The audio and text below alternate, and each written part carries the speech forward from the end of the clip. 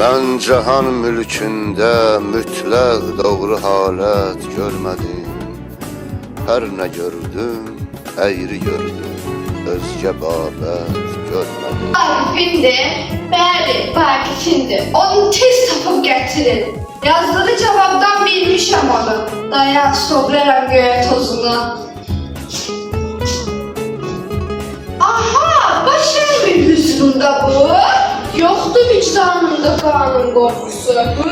Şair, hükümler huzurunda sen. Bunu sizsiz belə düşünürəm mən.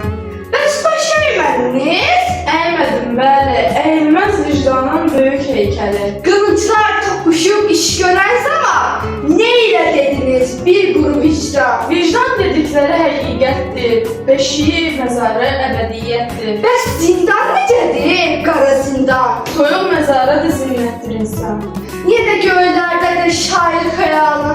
Ziddəti, hüdudu yoxdur kəmalı. Aha, sınayırdım idrakinizi. Doğrudan bir şair görürəm sizi. Gerek fars dilində yazsın sənətkar. Farsın öz qüdrətli şairləri var. Ne çoxdur onlarda böyük sənətkar. Yaxşı da çarıqlı bir küçük ölkə, böyük firdoslar yarattı bəlkə.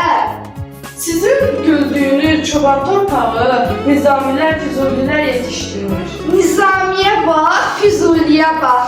Güneşi örtsə də qara buludlar, yine güneş adlı bir qüdrəti var. Şairə sənətdir tikanlı sözlər. Sözdən qızanmaz ki bozanmış üzlər. Şair bir koca var gelmek istəyir, gelsin mi? De gelsin.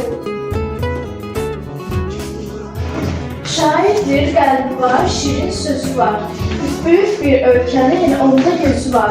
O ölsə dağlar, dil eyvallar. Əff edin, yaxşılıq qalır yadigar.